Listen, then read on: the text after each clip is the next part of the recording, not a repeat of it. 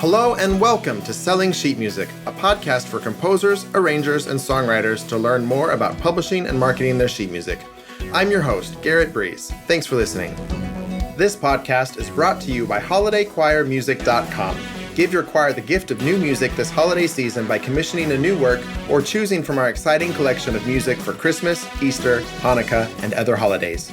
Use the code PODCAST at checkout to get 50% off your first order. Joining me today is music educator and copyright advocate Andrea Pelloquin.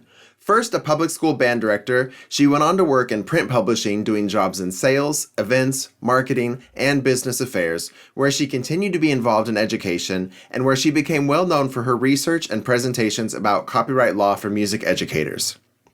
She has degrees from Pelloquin University, the University of Wisconsin-Madison, Creighton University, and she is currently taking her passion for copyright to the next level by completing her law degree from the University of New Hampshire Franklin Pierce School of Law, specializing in copyright and trademark law. I'm so thrilled she's joining me for a two-part series on this podcast. Today's episode will focus on copyright from the perspective of the composer and arranger. Next week, we'll change gears and talk about copyright in music education. And before we get going, since we are going to be discussing matters of law, I do need to make the disclaimer that neither of us are lawyers, and any opinions expressed on the podcast are the opinions of Andrea or myself and do not represent any organization or school affiliation. Nothing we say should be taken as legal advice, and we recommend that you always consult a licensed attorney for specific legal advice or questions relating to your individual circumstances. I also want to mention that Andrea shared a lot of resources with me that I've included in the show notes, so be sure to check those out. And with that out of the way, here is my conversation with Andrea Pelloquin about copyright for composers. Andrea Pelloquin, welcome to the podcast. How are you doing? Thanks, Garrett. I'm great. Happy to be here. Let's talk copyright. I am excited because you and I have had many conversations offline about this, and you're such a knowledgeable person. You have such insight into how the industry works. And I've spent my career in this sort of strange middle ground, where I have one foot in the world of music education and academia, and the other foot, in the music industry working with recording artists. And, neither side really understands the other. And and I think this is a good thing, but those worlds are kind of starting to come together more. Commercial music is having more of a moment in schools. You see more commercial ensembles popping up everywhere.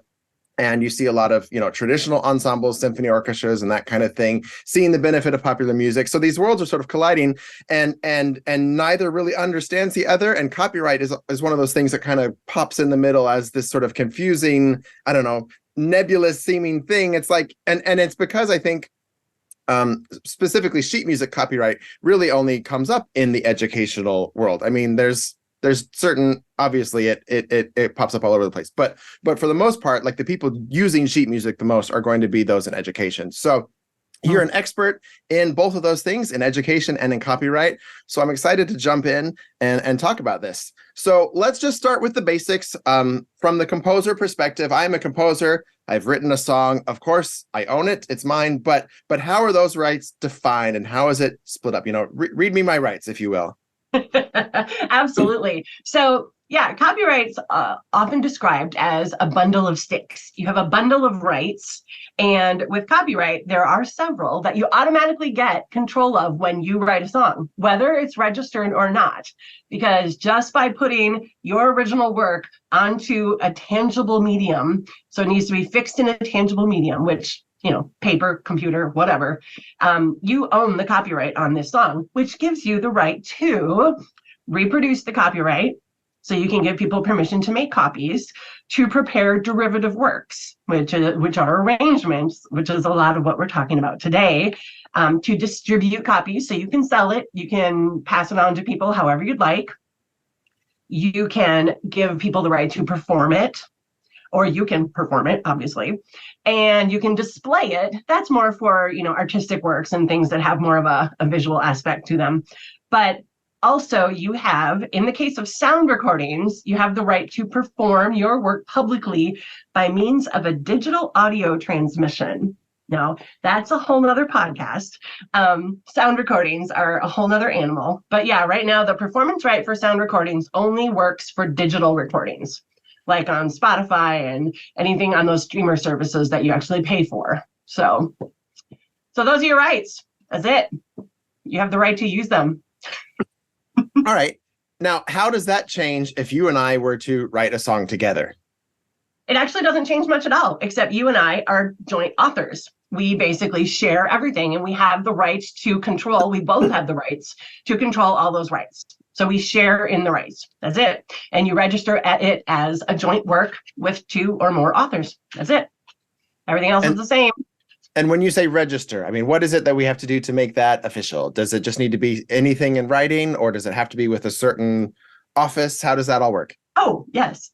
Great question. And this can be a whole other session too. Registration goes through the U.S. Copyright Office.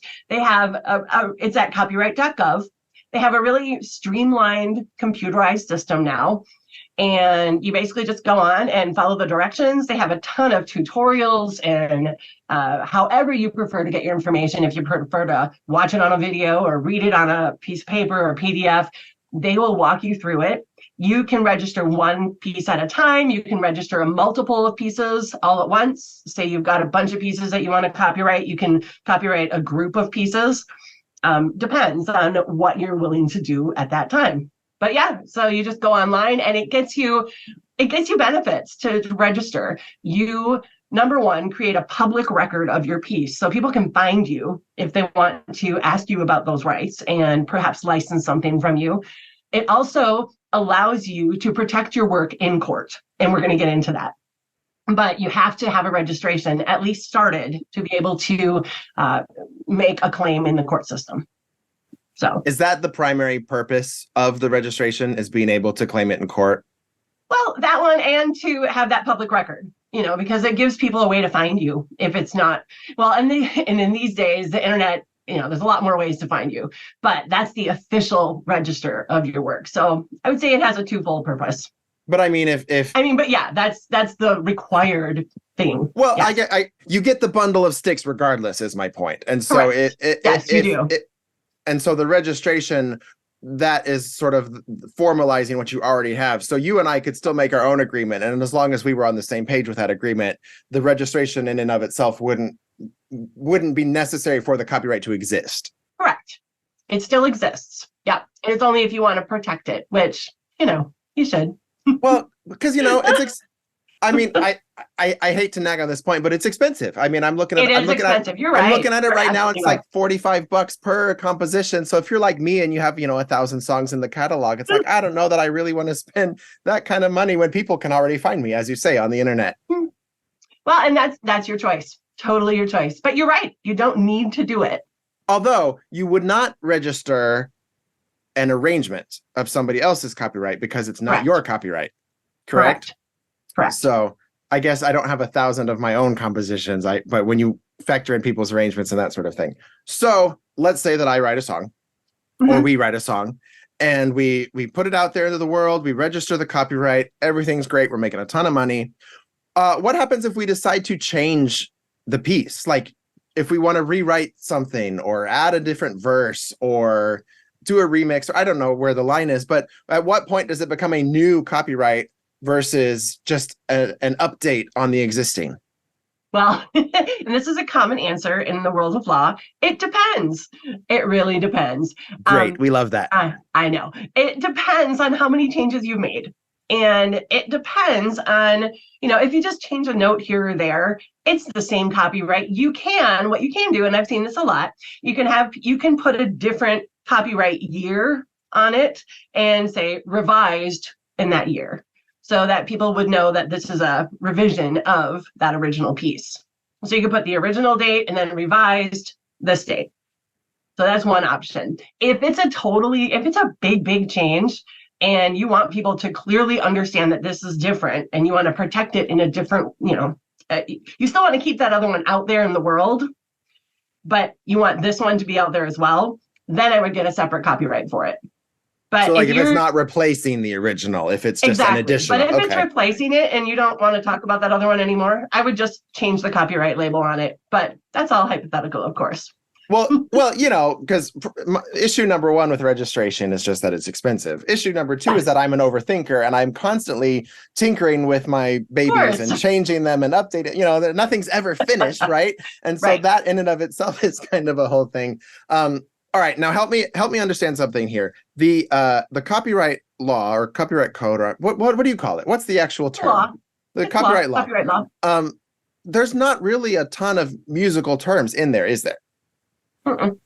So No, and that was, I guess, the other part I was trying to get at with my question is some of these things aren't, they're not defined in musical terms, and so as an artist you don't really know like what constitutes a different work, for example, yes. because Copyright law is designed to be used by any kind of creative work. So yeah, they had to write it intentionally vague so that covered everything. But yeah, and that's where you'll find guidelines written by other groups. There are some guidelines for copyright use in music education. There are specific different sets of guidelines that give advice on how to interpret those kind of things. But I totally understand. It's hard because they are pretty vague for that reason. well, and the same thing would be true, I suppose, of like authors. If you've written a book and you copyright it and then you add an extra chapter, is that a new book or is that an update? I mean, It's in this a is second edition or right. something. This Yeah. is why it's so confusing for people, because they're not defined in terms that we are used to speaking in. Mm. It's phonographs and digital transmissions, and it's like, I Oh, don't I know. I know, just right?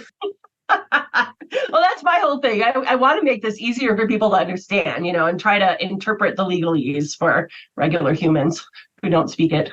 well, and okay, so let's dig into that a little bit, because I have found that not a lot of lawyers understand it either. And I don't want to get you in trouble, but it does seem like unless you have specifically gone to law school to study copyright law, that you don't really understand it. Would you agree with that?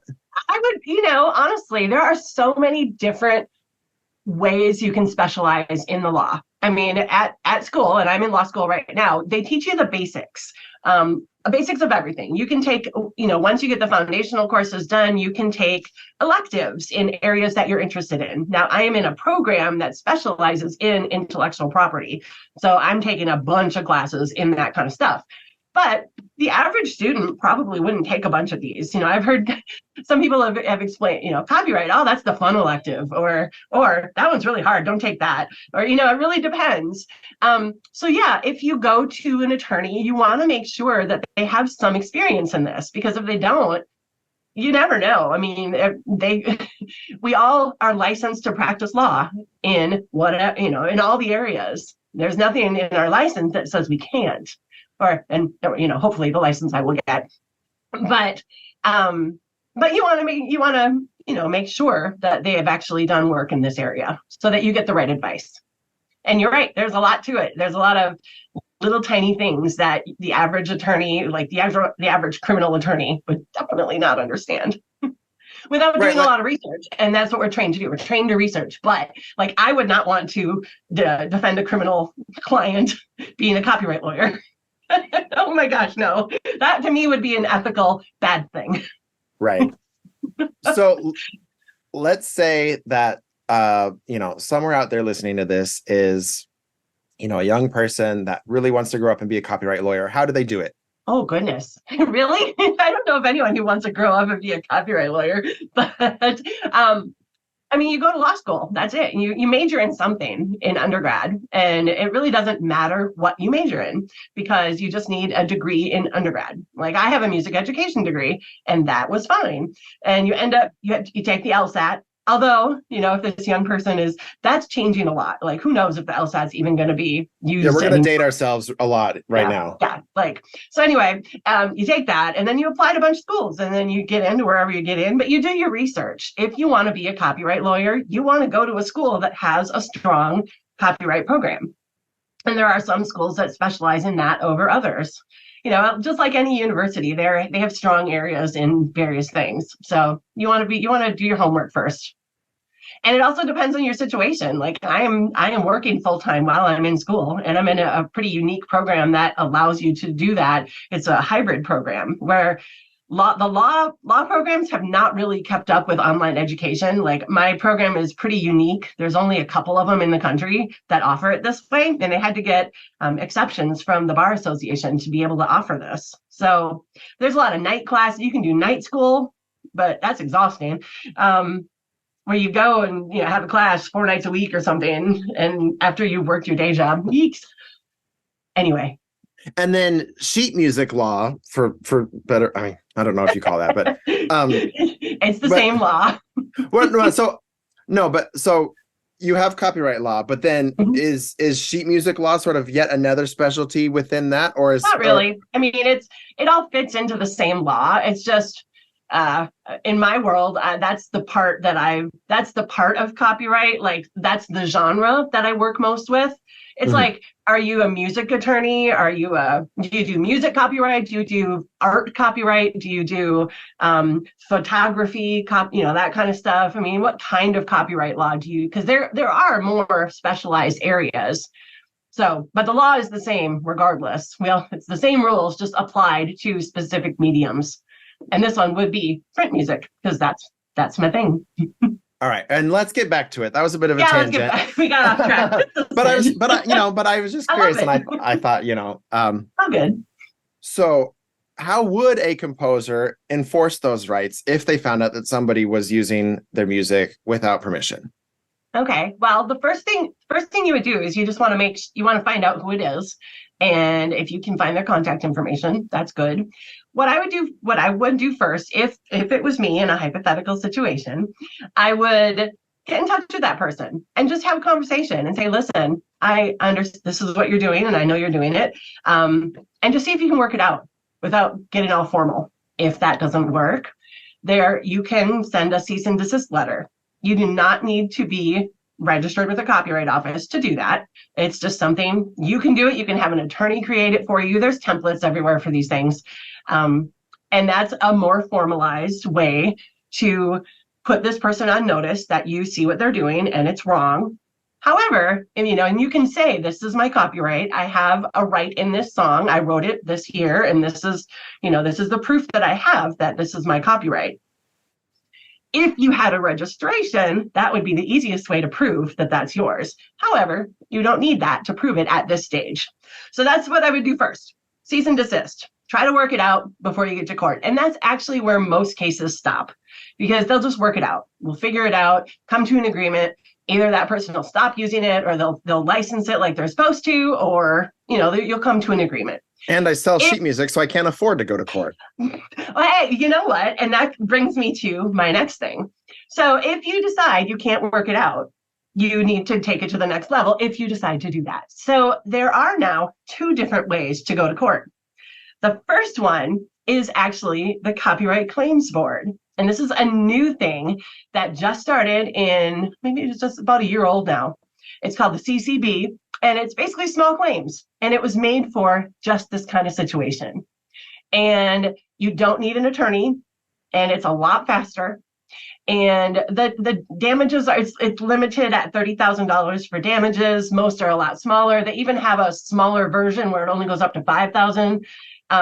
So it's really good for people who don't want to do, can't afford the whole thing. But this one, I think you pay, is it $40 or $60? You pay half of it first, and then and it's voluntary, because it's a constitutional thing. You have to give somebody, the constitutional right is you have to give someone the right to a jury trial if you go to court.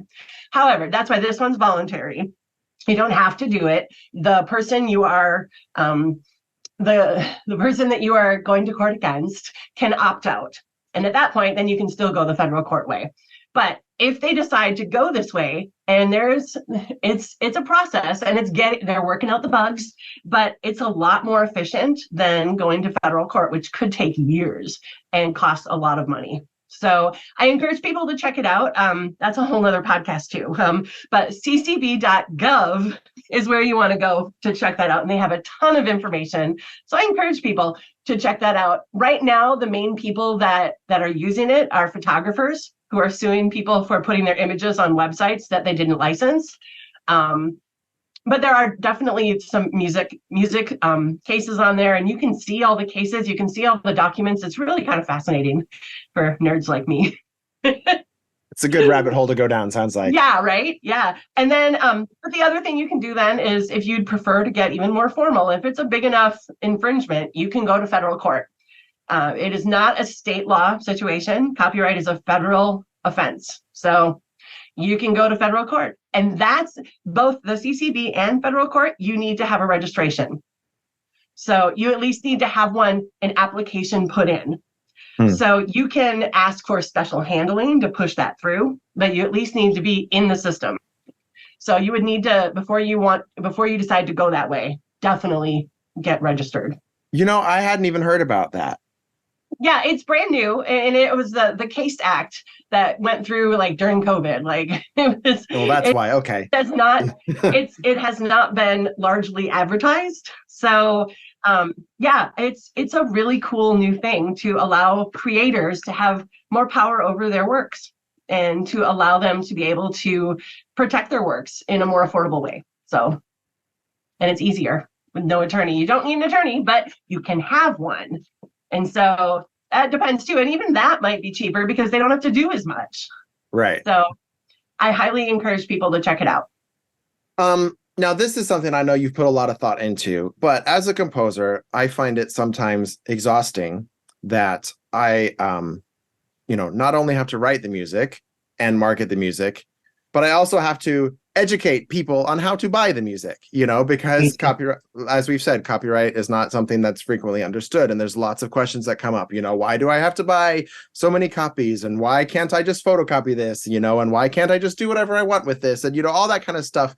It's a lot when you're doing it all yourself. Do you have any advice on how composers can, effectively or efficiently, educate their audience about copyright? Well, and it's like you mentioned before, it's like the unspoken thing. Like, we don't know enough about it because we don't talk about it. So I encourage composers to put a line on their music that, and publishers do this, like, this is copyright, reproduction is unlawful, blah, blah, blah.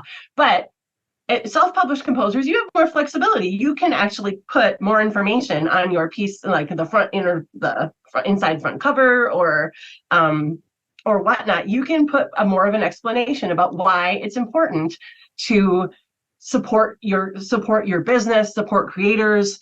I encourage people to put a note on your music that no recording, no posting of the performance without permission. It's not just about copying. It's about the other bundle of sticks, no arranging, no, listing these things. And I've seen this done. No reproducing, no performing, no arranging, no sound recordings, none of this stuff without specific permission of the composer. And then put your information on there. Put your information on the music so people can find you. That's the biggest reason, I think, why people don't do it, is they just don't know how to find you. And they don't want to go the extra step of trying to find you. They're like, well, I can't find him. Or I sent him an email. No, he didn't respond. Good enough. It's not good enough.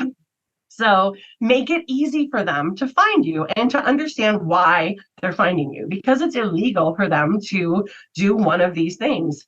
And most people think copyright is literally just the copying part. They don't even know about all these other sticks in the bundle. So that's what I would do. I would, if it was my music and I had the flexibility of how it looked, I would include a little blurb about that. I don't know. Is that even realistic? Yeah, it is. Yeah, you can put. Yeah, I mean, you can. All you have to do is insert a text box. I mean, you can put it anywhere you want with notation software, or you could use you can make a Word document and insert that as a title page, or as a back page or something. I mean, that's totally that is not a word. That's totally feasible. Well, and you could even put something on your website about why it's important. This is my life. This is how I make money. And, please respect my business and do the right thing. And by the way, it's the law. Well, and I also have a suspicion that because sheet music is generally dealing with small dollar amounts, that it's just easier for people to blow it off. It's just $2, or whatever. Yeah, but it adds up. It adds up. Yeah. It really does. Okay, let's shift gears and talk about arrangements. Okay. So let's go all, middle school book report. What's the definition of an arrangement? Let's start there. Sure. A derangement. Oh, I'm leaving that in. That was good. Oh, good. Okay, I write derangements. It'll make sense why I was going to say that. So an arrangement falls under that bundle of sticks of a derivative work. So it's basically a work that's based on someone else's creative work in a broad, so that's like broad, covering all creative works. So in music, an arrangement would be something that you do, that you write based on someone else's original composition. So, for instance, you make an arrangement of a pop song. You make your own, you can make it an arrangement. So say it was something you heard on the radio and you wrote it for a choir, or it was something or you wrote it for a band and it was originally a song on the radio, that kind of thing. Or, like, you tell us what's an arrangement. This is your business. How do you define an arrangement? We'll put you on the hot seat. Well, what I have been told is that anytime you are putting music down on paper that you did not write, is that it is an arrangement. I mean, you're technically writing it, but you're getting inspiration from someone else's thing that they wrote. So yeah, you're both writing it, but you didn't create. Well, you're creating your take on it.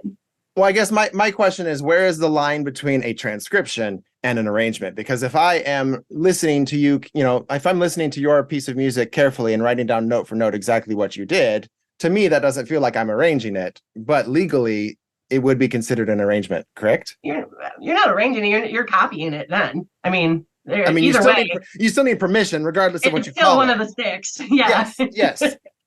Yes. So it's basically, the line is between, are you making an exact copy or are you making an arrangement? And yeah, like when people make a translation, or they make, they write it down, they notate it when it wasn't notated, that is putting it in a different form than it originally was. And so that is an arrangement nonetheless. It's still derivative.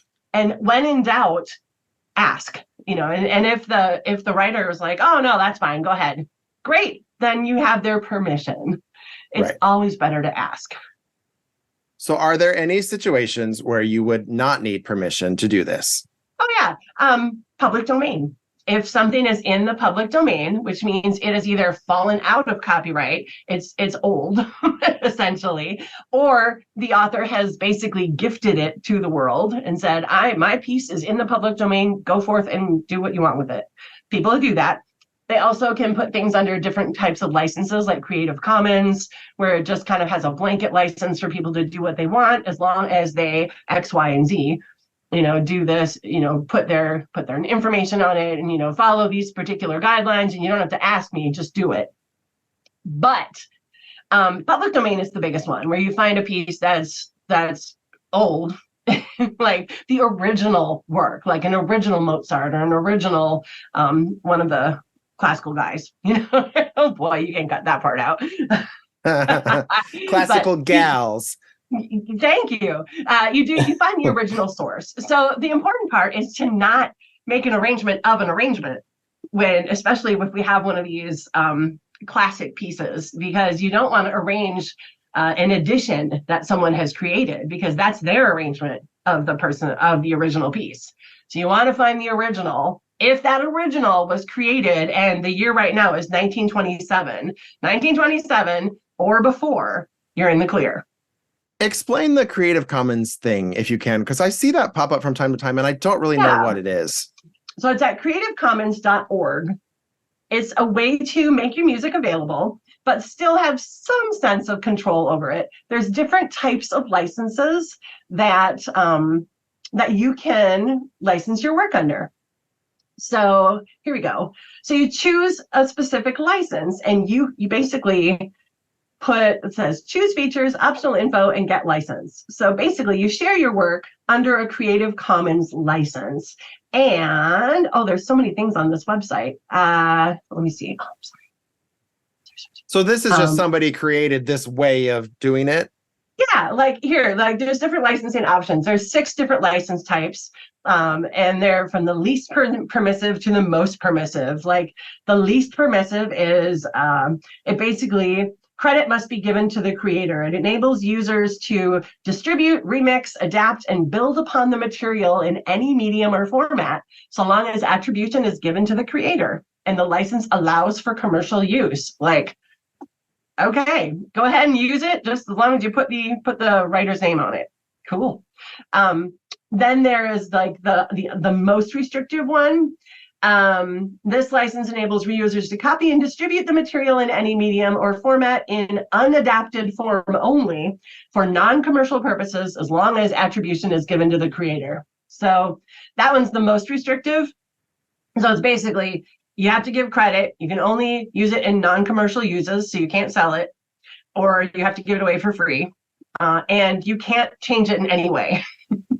So you can't make an arrangement of it, but it gives you permission to share it, which is kind of interesting. So you decide the level of comfort that you have with this. And so I encourage people to check it out. There's a whole thing on here about how to choose a license and even if you don't license to your work. It's really cool.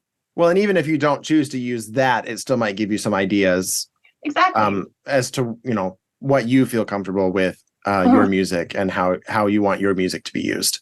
Yeah, I mean, if you don't mind being more flexible with what you allow people to do, this is a nice way to still protect it in certain instances, but yet not have super control over everything.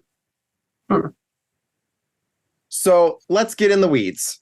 All right. If you, Andrea, write a song and you give me permission to create an arrangement, who owns that arrangement? Well, that depends. Here we are again.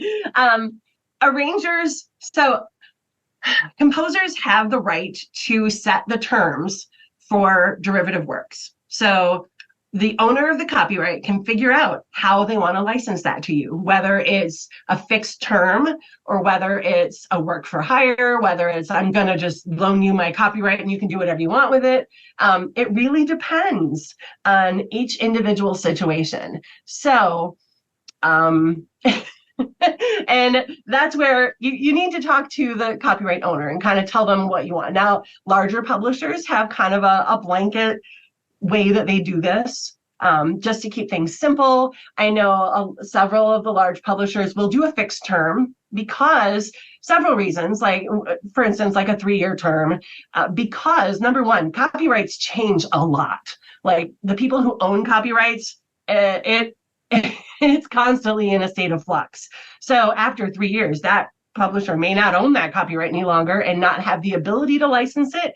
So that's one reason they may do a fixed term. Another reason could be they want control over that copyright and they want to know where it's being performed, what it's being used for. It really depends, because a lot of these larger publishers are administrators of copyright, and they have a responsibility to the copyright owner to administer it in a responsible way. So they want to make sure that they know what's going on with it and that they've approved every use of it. So that's why you might see that. And you might see a work for hire situation where a copyright owner might say, okay, well, I'm going to license this to you, but it's a work for hire because we still own the copyright and we are the only ones that can administer this copyright. So you are writing a piece, that's fine, but we own it because that copyright is ours. But they wouldn't license it to anyone else because they don't own your, they don't have that stick because it's your arrangement. However, it's still their copyright. So nobody has the right to license that thing in that form. You might want to cut that part out because that's super confusing. But okay, but yeah. Well, okay, talk. What questions does that bring up? Okay, so one question I wanted to ask, and this is super in the weeds, but I write an arrangement of your I don't know. Let's say, I know you don't want me to get specific, but since right. let's do a hypothetical that Andrea, you wrote a song and yes. I did an arrangement of that song and I had a really cool idea. I was going to, I'm going to put it in, 3/4 time instead of 4/4 time. And I'm going to add like this cool section in the middle, right? I'm going to add this transition that's really neat or into a key change or whatever. We're getting specific, but and you said, great, you can do that. It's a work for hire. I still own it. It's my copyright. Everyone's happy. If arranger B comes along and decides to arrange your song, and they've heard what I did, and they want to copy what I did, and then change that further, is that allowed? It depends. Yes. I would say, and this is literally just hypothetical because I don't know all the facts. And you haven't written a song. I haven't written a song, and I don't know what kind of song it is.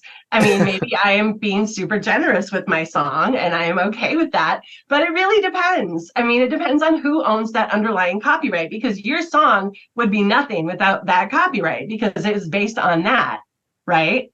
So... I mean, the real question I'm asking here is, are there creative protections for arrangers who are working with copyrighted material that is not their own? Because there are some arrangements that have, become wildly popular because of what the arranger did. And of course, they have their original agreement with the rights holder, and that's and everyone's happy with that. But there are situations that come up where, artists want to adapt a particular version of a song. So they end up, sort of covering an arrangement or arranging an arrangement or recording an arrangement rather than the original, and it can get a little sticky. Or is that the reason for the work for hire, that it basically doesn't matter because the artist owns everything anyway and arrangers get nothing? well, and I know the publishers aren't trying to, keep people from making money, but they're trying to protect that copyright. So I think if somebody wanted to make an arrangement of your arrangement, they would need to get permission from both you and the underlying copyright holder of that song. That's just me. That's my personal thought, that if both of those parties signed off, it might be okay. Well, certainly if everybody involved said it was okay, then it would be okay. Because all of the sticks are covered. If all the sticks have permission, if you have permission from all the sticks, it most likely would be okay. But again, it really depends. No, but isn't that what the work for hire means, though? Is that the arranger doesn't own anything, and so... Well, that is what that means. And so that would mean that nobody would need to ask the arranger, right? That is what that means. So work for hire means that the copyright owner owns the piece, and they have allowed you to make one version of it for this use for this long of a period of time. And you can do, whatever your contract decided. If you get permission to sell it, if you get permission to perform it, that all has to be outlined in the contract. And because that copyright owner owns all those sticks. I don't have a really excellent answer to this question. And it's just so case dependent. And I understand what you're saying about wanting to protect your part of the creative process. And that's why I think you do still have some stake in it, but that song still belongs to that. It comes down to a contract. I mean, if that contract says it's a work for hire, then I would contact the copyright holder and say, hey, I have this situation. This person wants to do this. How can we make this work? Can we make this work? Have you ever tried doing that? I'm asking you, Garrett. Have you ever tried doing that? Have you ever run into this situation where somebody wants to adapt one of your pieces that's under a copyright, that's written as a work for hire? I have run into situations where clients have asked me to do that, where they've said, we found this version online, this cover by so and so, and we really like that version, but it's in the wrong key, or we're an all, we're a children's choir and that's an adult choir, and so we can't do it exactly as is. So we want you to arrange that version for us. So what has been your process when you get asked things like that? I'm just curious. Well, my process has been to just get the permission as if it were a new arrangement. I mean, that's how I was educated, is that regardless of what you're going to do, every time you need to get the license, you need to get the song cleared. And unless the rights holder has specifically said there's certain situations where you need to get permission, that you can pretty much do musically whatever you want. I mean, there's certain restrictions, not changing the lyrics and that sort of thing. But if there's not additional restrictions put on it, that's sort of been the common practice. But I've always sort of wondered about it, like, it is a conundrum. I mean, you think about it, some people, some arrangers, if you license the song, you own, you really should own your part in the creative work. But work for hire is different. And that because everyone does work for hire. And so that just kind of strips the arranger out of the equation, it comes down to what that copyright holder wants to do. And if you arrange a public domain piece of music, you go nuts on it, because then you own it. You own that piece. Well, and that's a good point to make, because it becomes your copyright when you arrange something in the public domain. It is as if you composed that song. You have the same bundle of sticks. Because that original piece no longer has protection. Right. So, so you can own that whole piece then, because that other one isn't protected. But in a case of like a copyrighted song that someone else owns, it comes down to both of you coming to an agreement, and that's where that contract comes in. So so some publishers will only do certain parameters. Right.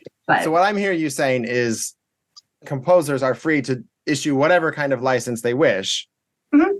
But if they do a work for hire, that kind of work for hire, you're at the mercy of cleans the slate, right? Yeah. I mean, because you're not the copyright owner. You're doing a job for someone. Essentially, you're hired to do that job for your client. And we can cut this next part if you want to, but I'm going to ask it anyway. All right. Okay. I trust you. Explain work for hire for me, because the way I understand it, work for hire is like, I have asked you to do a job, and because I have asked you to do the job and I am paying for you to do the job, then I'm going to own the results of your work. Mm-hmm. But in the case, go ahead. But in the case of a arrangement license, the copyright holder is not hiring me to do the job. In fact, I am paying them for the pleasure to do the job. And so it doesn't seem like they're using work for hire in the way that it was intended. Well, I had somebody explain it to me this way. It's like leasing a car, where you're leasing that copyright for use. You don't own the car. You're able to use the car for a fixed amount of time, and then you have to give it back. You can't sell that car to anyone else while you're leasing it. You can't, do any of these things, because the car company still owns that car. But you can make whatever changes you want to the truck or the car, but you have to give it back eventually, or buy it. Well, that part doesn't fit the hypo, but I thought that was a really cool way to think about this, because it's very similar. Like, you are renting that copyright for this one purpose, and eventually you're going to have to give it back. And that's what the work for hire for a fixed amount of time deals with. So you're really borrowing that copyright and for this one thing, and then you're giving it back. You did some things with it, and then you're giving it back. That is the best explanation I've heard of the concept. I thought it was a good one. But you're right. There may not be a specific, you said it yourself, copyright law is kind of wonky, and it doesn't fit every single situation. So it's probably the closest thing that does fit it without giving, because the copyright owner has to control what happens to that piece. So for you to license your piece, your arrangement to someone else, you don't have the power to do that, because you don't own the copyright that your piece is based on. You just own the part that you created. So it needs to, that main copyright holder has to control what happens to that piece. They have to be a part of it. And they own it. So they can't give you the stick that lets you license it. But isn't that what they do when they go to a large distributor or publisher and say, will you represent my catalog for me and handle everything for me? Aren't they saying, here's the stick, do whatever, They are giving them the permission to handle their sticks. Yes. And some only have certain sticks to handle. Like some of the print publishers only have the print rights. So they only have the stick that allows them to authorize arrangements and copies and things that have to do with the print. They don't have the right to do mechanicals, because that's somebody else. They don't have the stick that allows them to do sync rights. They don't have, it depends on what sticks they have. And this is why everything gets so messy, because it is totally messy. Because you have, songs written by 6 different people that have 6 different publishers. And so there's 12 different people that each have a stick, and then they split up the sticks, So the sticks for print goes here, and the sticks for, sound recordings go here, and the sticks for video Totally go here, confusing. and the sticks are everywhere, and it's a mess. Totally agreed. Totally agreed. That's why we, people in our industry tend to specialize in just one stick. one portion of sticks. Like, I really enjoy the print music sticks. That being said, it does seem like when it comes to sheet music, there is always at least one other stick involved. Because you're not going to buy a piece of sheet music and never perform it, or Correct. never record it, or never do anything with it. I mean, I guess that's not true if you just are playing music at home because you love music. But I mean, for the most part, I feel like people are buying sheet music with the intent to play it somewhere, or to make their own recording. That's the performance stick. And even if it's the recording stick, and even if it's only for their own personal enjoyment, like, they still need to get permission to use the other sticks.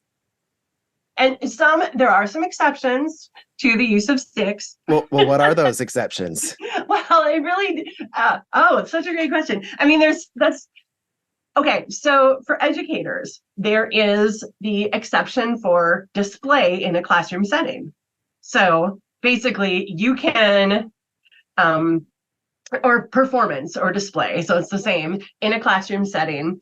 So you can perform a piece in a classroom, or you can perform for people in that classroom if it's part of the lesson. That one's it's a little more complicated. There's also an exemption for religious use, like in a service. So you don't have to have a performance license or to use a piece of music in a religious service, in a house of worship. Kind of, there's a religious exemption. Then there's, the fair use. We can talk about fair use in a second, but there is also, with that classroom exemption, there's also what's called the Teach Act, which is for distance learning, which is a set of laws that makes content that you share during a lesson online a little more accessible. And that came around in 2002. So copyright's catching up, but it's still, as much as it catches up, we move farther ahead. We're only 20 years behind now instead of 60. That's good news. And that one needs some major updating. But so there are some exemptions, but still, when in doubt, you need to make sure that you're covered. So schools, the performance license, that's easy. Most institutions have that covered. Like, they have a license with ASCAP or BMI or CSAC or any of the performing rights organizations, the PROs. So your building should have that covered, or anywhere that you perform, the theater, wherever, they should have that covered. So your performance stick is covered. You shouldn't have to deal with that. However, if you make videos, if you make recordings, those are different licenses. You can't just do it. You can make one archival copy to put in your library for evaluation purposes and to just leave it there. You can't do anything with it. You can just put it there. But if you wanted to tape your concert and do an evaluation with your students afterwards, I used to do that. So here, let's watch the recording of our concert and see what we thought. That's fine if it's just that one and you put it away. But once you start sharing it with parents, and once you start streaming it online, I mean, those are not covered in that license. I mean, you need to get separate licenses anytime you record something and you distribute it in any sort of way. So, good stuff. The whole licensing thing is yet another entire podcast. So, depending on different uses. Maybe we need to start our own podcast, Andrea. That would be super fun, actually. All right. Well, we've already kind of gone there, but let's shift to the teacher perspective. Thank you for listening to another episode of Selling Sheet Music. If you like the show, please leave us a review wherever you listen to your podcasts. You can email Garrett@breezetunes.com to get in touch with me, and you can find my music at garrettbreeze.com. Selling Sheet Music is written, produced, and hosted by me, Garrett Breeze. Post-production for this episode was done by Jacob Mulaski, and our theme music was written by myself and David Dykstra. I'll see you next week. Now go write something.